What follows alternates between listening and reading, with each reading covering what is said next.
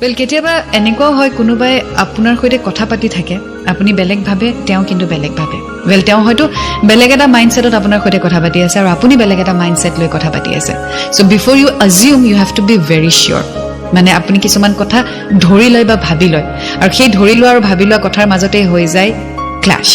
so কেতিয়াও লাইফত assume কৰি নলব you have to be very sure যে আপুনি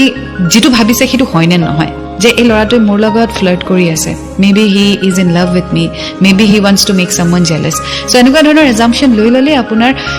মানুহজনৰ প্ৰতি নেগেটিভিটি আহি যায় সো আপোনাৰ যদি মাইন্ডত কিবা আছে ডাইৰেক্টলি সুধিব আজিকালি সব ওপেন কমিউনিকেশন আছে মেসেजेस আছে ফোন আছে সো যদি আপোনাৰ মাইন্ডত কিবা চলি আছে ডাইৰেক্টলি সুধিব what is going on why are you doing this to me are you up to something